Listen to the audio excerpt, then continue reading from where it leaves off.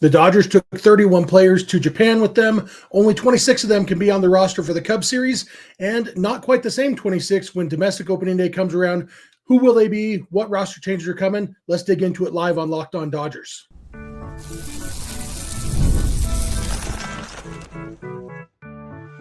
You are Locked On Dodgers, your daily Los Angeles Dodgers podcast. Part of the Locked On Podcast Network, your team every day.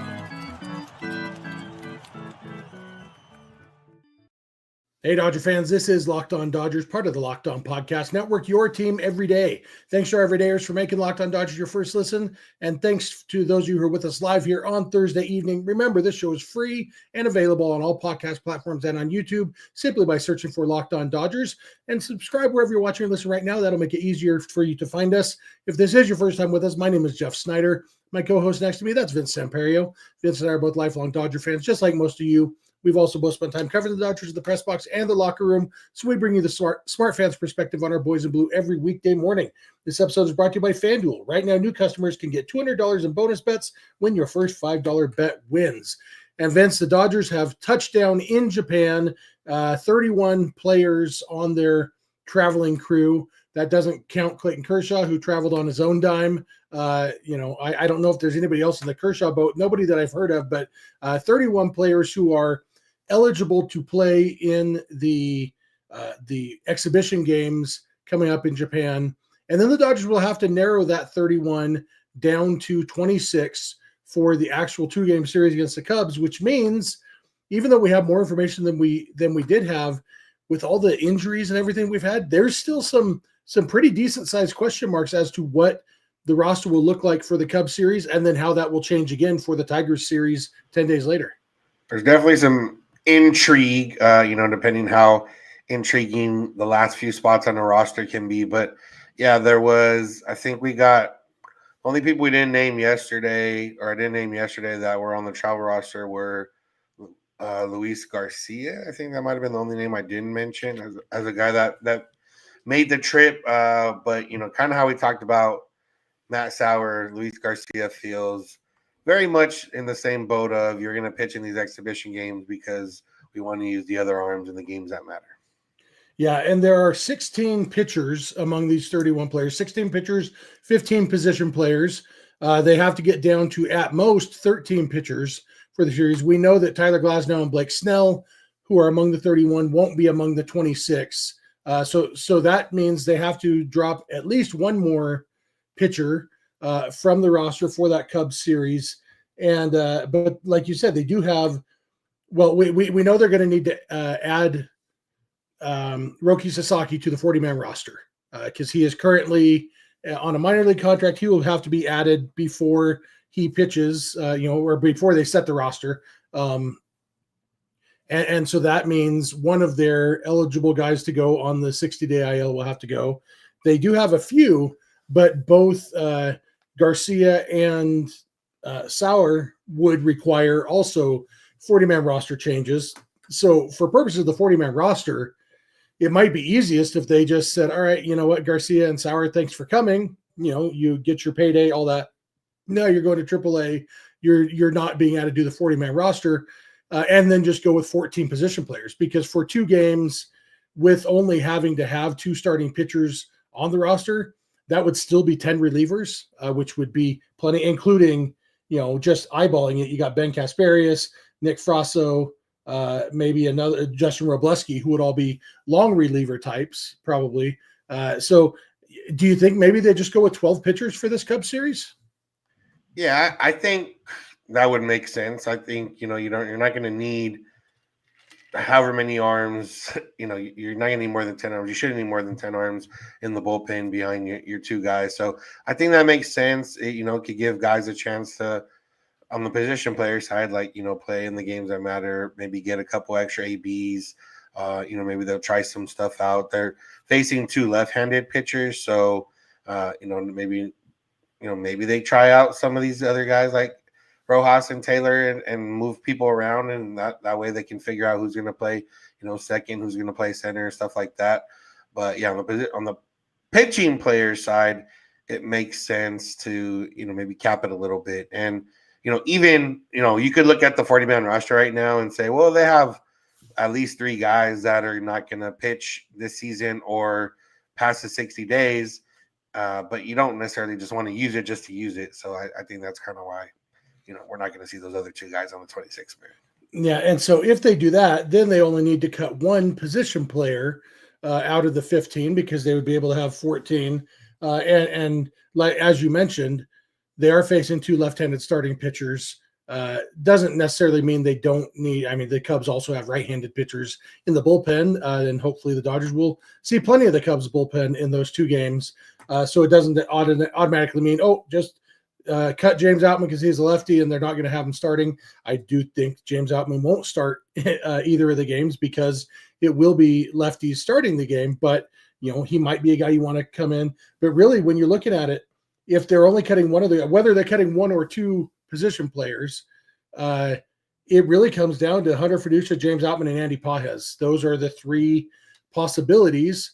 And if they're only cutting 1, it probably makes the most sense to just cut Hunter Fiducia because you don't need 3 catchers for a 2-game series. I don't know. Am I wrong there? It depends what you're trying to do. Like if you're trying to win, I'd rather have Hunter Fiducia's bat off the bench than James Outman's bat off the bench right now. If you're still trying to figure out the roster and try to win, then you can't put Outman there because maybe you do give him a chance to play once the lefty starters are out of the game or something like that. But if you're going for the best roster to win these 2 games, you have Fiducia on there because he's had a much better spring at the plate than Outman has. But on the flip side, there's the defensive side of things. And, are you more likely to use one of these guys as a pinch hitter or as a defensive replacement? If you're starting Andy Pages in center field, you might want James Outman to be able to come in, pinch run for somebody and then stay in the game in center field after, when it's unlikely that spots. And that depends on, do you have a lead or are you trailing? All those things. And we won't know. And that's all the factors they have to put into. I agree with you that Hunter Fiducia's bat is definitely more valuable than James Outman's right at this moment.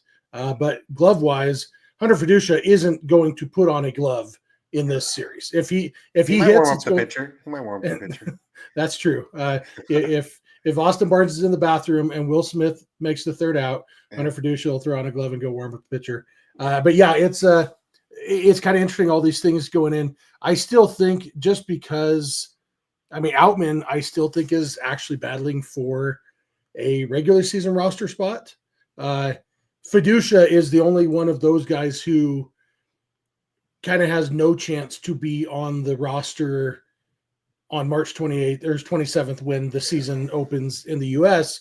But also you could say, okay, well then let's keep him on the roster for the Cubs because we will be sending him down. I could see that going either way. Yeah.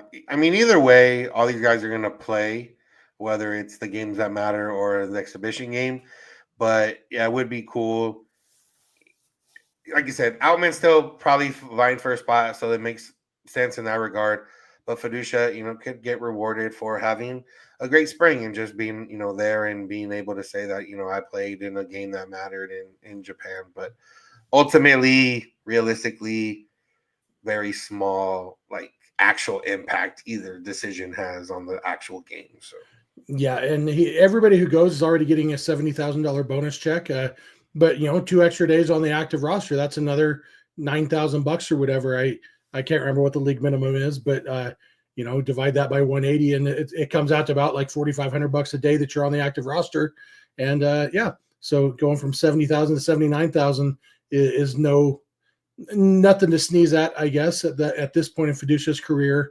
I'm pretty interested to see, and maybe, I guess we're treating it like a foregone conclusion that they will just go with 12 pitchers.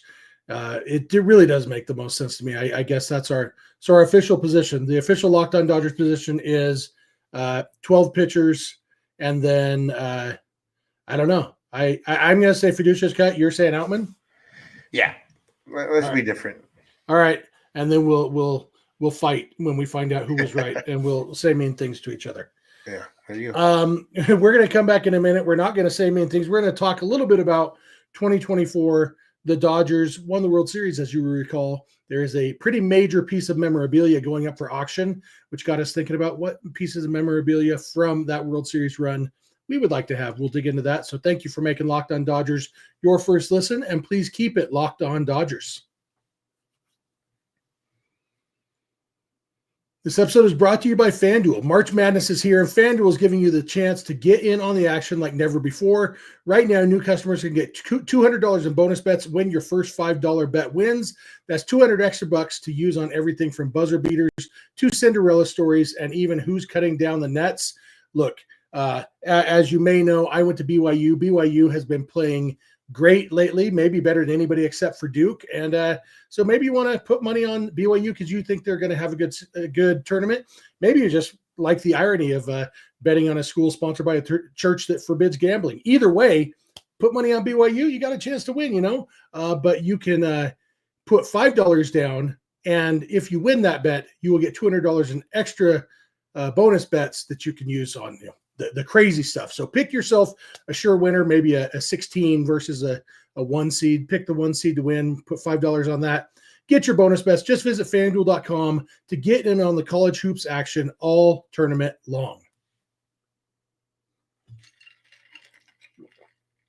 Hey, we are back. Thank you for making Locked On Dodgers your first listen. Thanks for being an everydayer. If you're not an everydayer, it's easy to become one. Just watch or listen every weekday morning, and then suddenly you are an everydayer. For your second listen, be sure to check out Locked On MLB, hosted by our buddy Paul Francis Sullivan, aka Sully. Also, remember you can go beyond the podcast to become a Locked On Dodgers insider by going to joinsubtext.com/LockedOnDodgers. And be sure to check out Locked On Sports Today and Locked On Sports Los Angeles, the two 24/7 streaming channels on YouTube from the Locked On Podcast Network.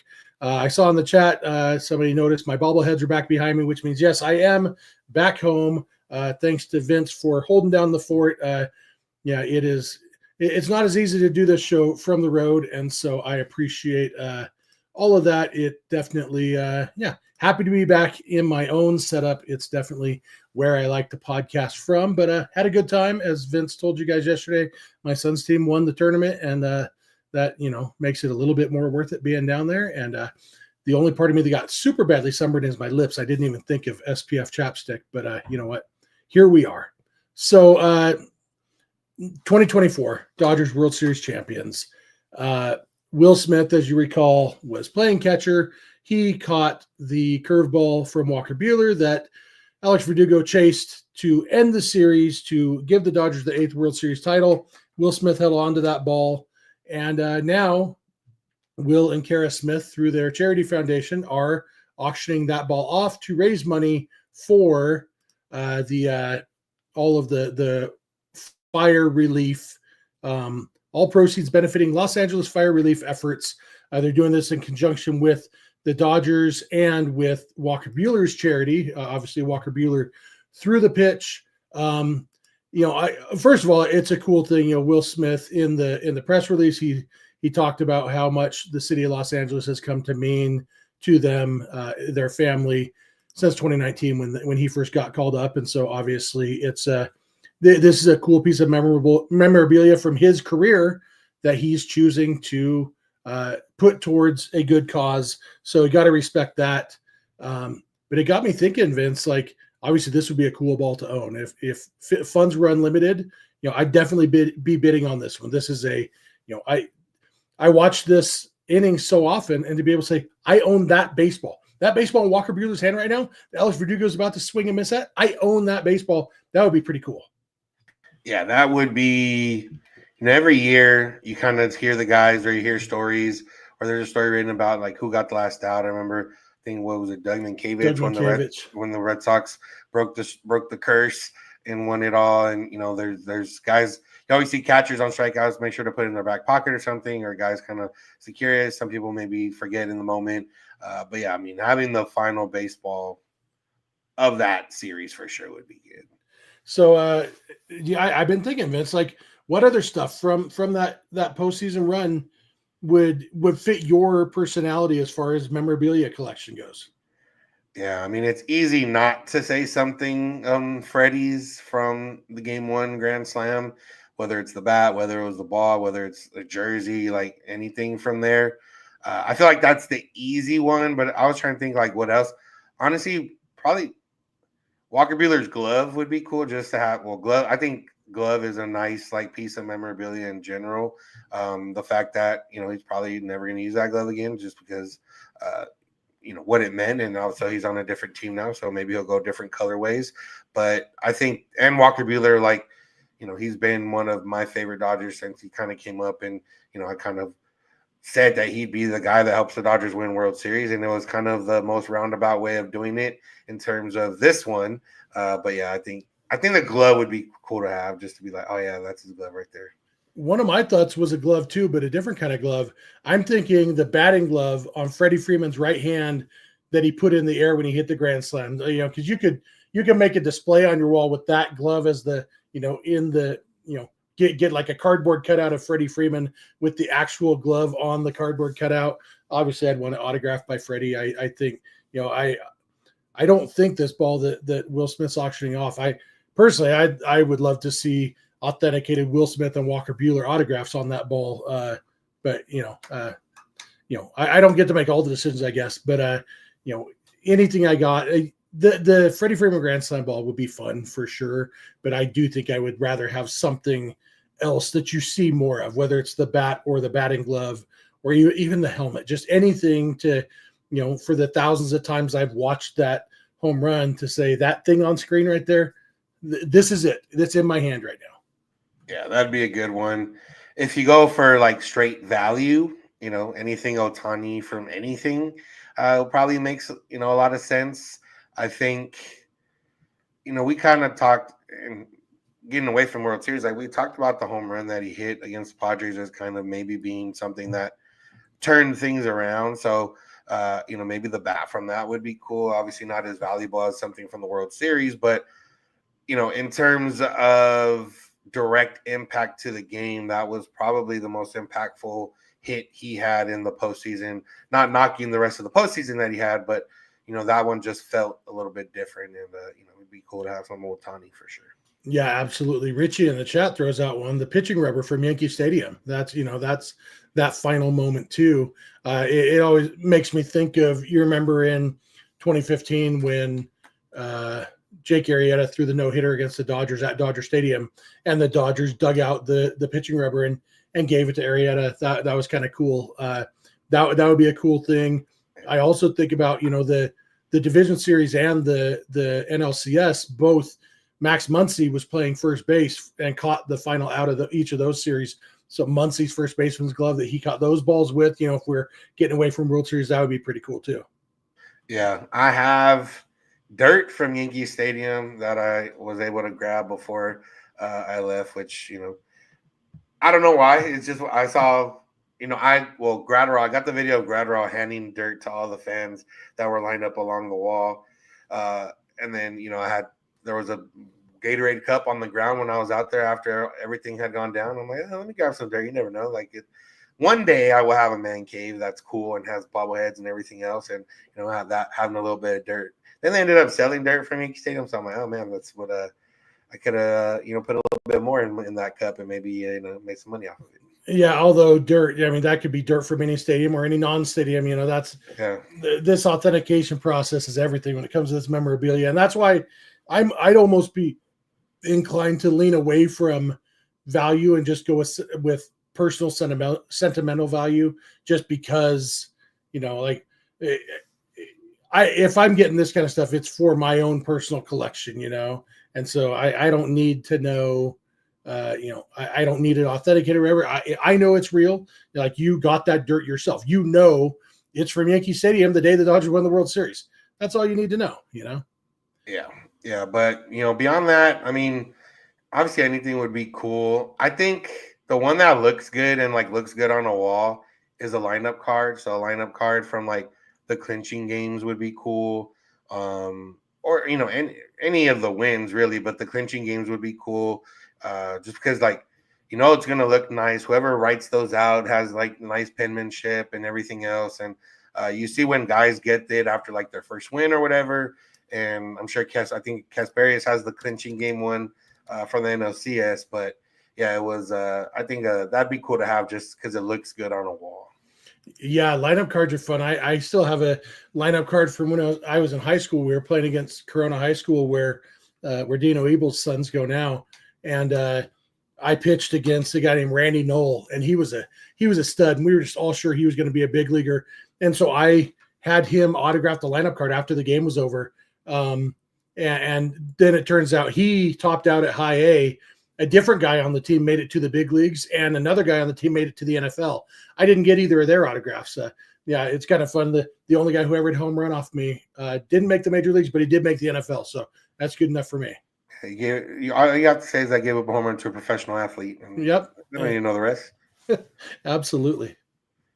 Yeah, I don't know. You can see behind me. I like bobbleheads, and memorabilia is fun, but it can be an expensive hobby for sure. And part of me, it's like when you think about this ball that Will Smith's auctioning, it's like it's going to end up in the hands of some rich person, which is fine. I wonder, like, and I'm sure there's legal reasons they can't do it this way, but I would rather just do an auction. All right, anybody who wants it is willing to bid $100 on it, win or lose. Put in your $100, and then one person. You put a minimum number that you could get. It could get up there, probably higher than a regular bid. Yeah, yeah, but, and that's why I'm like, if everybody who wants it, just you pay $100 for a chance to own it, and if 10,000 people want it, you just made $1 million. Did I do that in my head? I think that's right. All those zeros, anyway. And so it's not one person paying $1 million for the ball; it's a bunch of people, and somebody who only had to pay $100 for it ends up getting the ball. But I'm sure that there's all sorts of lottery laws and all that why they can't do it that way. But you know what? This will be cool. Memorabilia is cool, and people who have these cool man caves or memorabilia rooms or whatever you want to call them, this would definitely be, as a Dodger fan, a cool thing to add to that.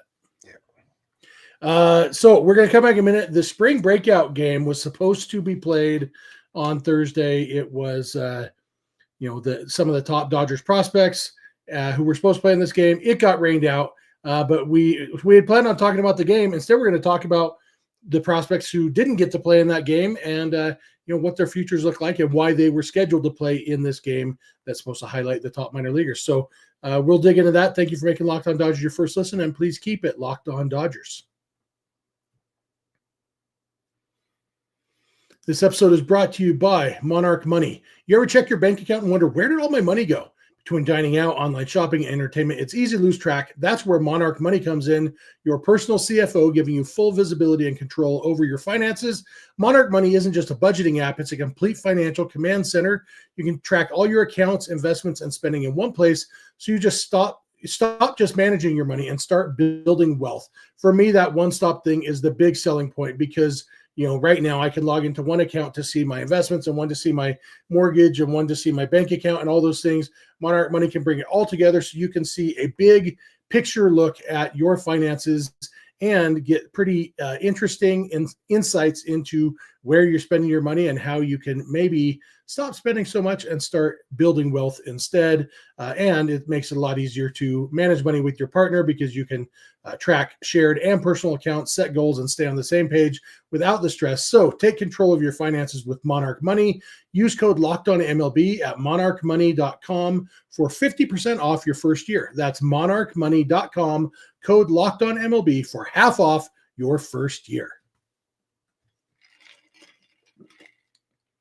Hey, we are back. Thank you for making Locked On Dodgers your first listen. Thanks for being an everydayer. Thanks for being a Locked On Dodgers insider. If you're not an everydayer, just watch or listen every weekday morning. If you're not in the Locked On Dodgers insider, go to joinsubtext.com/LockedOnDodgers. And again, be sure to check out Locked On Sports Today and Locked On Sports Los Angeles on YouTube. So, Vince, the spring breakout game was supposed to be played.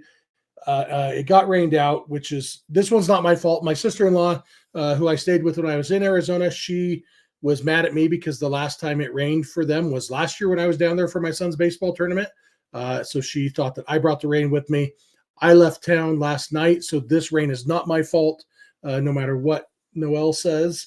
But for whatever reason, this game got rained out, which robbed us of a chance to see some pretty intriguing young Dodgers. Jackson Ferris maybe highlights the pitching list. He's a guy we talked about several times this spring, pitching in Dodger games and looking like there's a real good chance that we are going to eventually say, wait, who's Michael Busch? Oh yeah, the best trade the Dodgers ever made. Yeah, I mean, we've the fact that there's two guys that have emerged from this, that they got two guys. Well, one, that they got two guys from Michael Busch in general, and then the fact that they got two guys that are already top 100 prospects on most lists, and Hope as high as 9 or 10 in one of them, and he's may not be even the most exciting one if Jackson Ferris continues on the trajectory he's on. But yeah, you look at the pitchers, obviously he's exciting. The other one that, maybe missed out, and if he would have pitched is Hyun-Suk Jung. He's the one that they got last year. He would have been probably more than likely the number one overall pick in the Korean Baseball League draft. He's a guy that, came over, didn't have to go out and play and then come, kind of like Roki and Yamamoto and everybody from Japan has, but he, came straight here. He's a young guy. He struggled a little bit last year, really turned it on later in the year, had an insane 41% strikeout rate, if I'm not mistaken. And a guy that's, excited because, you're hoping to see if guys from Korea are going to start, one, coming over earlier, two, coming over and being more like MLB ready. And then, three, with him, he's a guy that's been touching 99 since he was in high school. And, he has a couple other pitches to mix in with it. So that would have been a guy that would have been exciting to see. He might start the year again with the Quake. So for those of you in LA, maybe close to go see him again. Yeah, some other exciting pitchers. Obviously, former Locked On Dodgers guest Peter Hubeck would have been fun to see. Reynaldo Yan is one of those guys who, like Edgardo Enriquez, throws a million miles an hour, and there's always potential for those guys. Ronan Kopp, another hard thrower. Chris Campos has kind of made some waves this spring, looked really good. So, a lot of interesting stuff there. One of the things that was most interesting to me when they announced this Spring Breakout roster was that Dalton Rushing wasn't on the roster, which had me thinking that maybe he was going to end up going to Japan with the Dodgers. And it might have been related to that. Maybe it was just, we have to make this roster 2 weeks ago. We don't know if Dalton Rushing is going to be going to Japan or not. And there's worse things than not playing in a Spring Breakout game. But the three catchers on the list, Yainer Fernandez, Nelson Quiroz, and Carlos Rojas, three guys who, it's kind of funny when you've got one, Hunter Fiducia has already been in the big leagues, Dalton Rushing, who is one of the Dodgers' top prospects, and then three other catchers playing in the Spring Breakout game. Yeah, there's, and that's with guys that have gotten, traded or not on here, like, Jesus Galiz, I think, is another catcher the Dodgers have. Cartaya obviously not here anymore, but the Dodgers have had a lot of catchers. I think the thing that stands out now when you look at the roster, especially when it has where they're ranked in terms of the Dodgers prospects from MLB Pipeline, is shortstop. You have a lot of guys there, and number 7, number 8, number 12 on the Dodgers top 30 prospects are listed as shortstops. Emil Morales, Kellen Lindsay, and Joandre Vargas, all young, all at different points in terms of what exactly we can look forward to seeing out of them. But for the Dodgers, who haven't had a shortstop that has been, it's been a little bit inconsistent the last few years since Seager and Turner left. And, maybe they're going to have that next shortstop of the future in one of these guys, or one of those guys are going to end up being traded for the Dodgers shortstop. So. Yeah, absolutely. One of the things that was really fun for me last week being at Camelback Ranch back on the backfields was I got to see all three of those guys playing in intra-squad minor league games back on the backfields, which is a lot of it. In fact, most of these, I'm looking at this list, I saw most of these guys play last week, and didn't cost me a penny, didn't get rained out, just the backfields. And that, in fact, that stuff's still going on at Camelback Ranch. Just because the Dodgers have headed to Japan doesn't mean. Last year when I was in Arizona for my son's tournament, it was after the Dodgers had already left for Korea, and we still went to Camelback, went back to the backfields and had a blast. So the outfield roster was pretty loaded too. You got Josue De Paula, Zaire Hope, obviously the two big ones. Mike Sirota, who they got in the Gavin Lux trade, who is a guy who might be a legit big league center fielder in the not too distant future. A lot of there's some interesting talent here. Now it's like I was looking forward to watching this game, and now I'm just even more bummed reminding myself who was on this roster and what we didn't get to watch. Yeah, especially against the Cubs, who I think have a pretty solid young roster. I don't remember. Well, have a solid farm system. Not sure how many of those guys are on this roster particularly, but yeah, I mean it's a fun idea that MLB created. I think last year was the first year, along with a lot of other stuff they've done in the last few years in terms of highlighting prospects and the future of the game and everything else. For everything that baseball lacks sometimes, they have done. It might be slower than we want, but they have taken steps. Not Rob Manfred specifically, but everyone else that works in MLB has taken steps to improving the game and or improving the way the game's marketed. So yeah, people are sneaking in some good ideas past Rob Manfred, and somehow convincing him or sneaking it past him. So that's good. This is our last episode of this week, Vince, which means next time we talk, the Dodgers will have played exhibition games in Japan. We will have seen Blake Snell and Tyler Glasnow pitching in games that don't quite count, but against fun competition. I remember those exhibition games in Korea last year were a lot of fun. That'll be a blast, and we will be getting ready to watch the season start. Next week, Major League Baseball season starts. People will tell you opening day is the 27th. Opening day is 3 a.m. Pacific on Tuesday the 18th, and that's pretty darn exciting. Yeah, it's going to be weird like it was last year after those two games because you get all amped up and then you got to come back and play the Angels in the exhibition games. But it's exciting right now nonetheless. I know that, there's going to be a lot of stuff, videos and stuff. I know Blake Williams from Dodger Blues out there. I think, probably someone from Dodger Nation's out there. All the beat reporters are out there.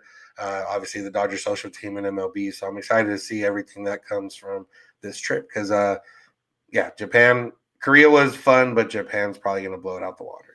Yep, and Fox will be broadcasting the games off a monitor in LA, but Sportsnet LA will have the man Joe Davis calling the games live in the Tokyo Dome for the two games against the Cubs. Steven Nelson will be on play-by-play for the two exhibition games. Eric Harris will be the color commentator for all four games. So Sportsnet LA will have us covered, and as we mentioned the other day, we will probably just go live shortly after those games end, the two against the Cubs, and do some early morning live episodes and talk real Dodger baseball. I can't wait. So you got anything else for today, Vince? Nothing else. That'll do it for us for today. That'll do it for us for this week. We will talk real Dodger baseball next week. We'll be back with you on Sunday evening, a live episode to talk about exhibition games. Get ready for that. So thank you again for making us your first listen. Thanks for being here with us live. Good crowd here. Good chat. We appreciate that. Thanks for being an everydayer. If you're not an everydayer, just watch or listen every weekday morning, and then you are an everydayer.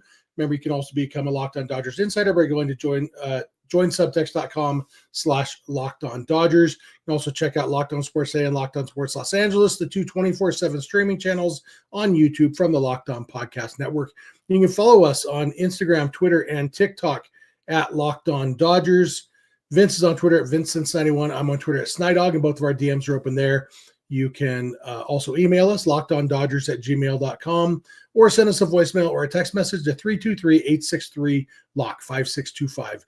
We are here every weekday morning. We hope you'll be here with us. When you get in your car or sit on your couch, tell your smart device to play podcast Locked On Dodgers. And remember, you don't have to agree. You just have to listen. We'll talk to you on Sunday. Have a good one.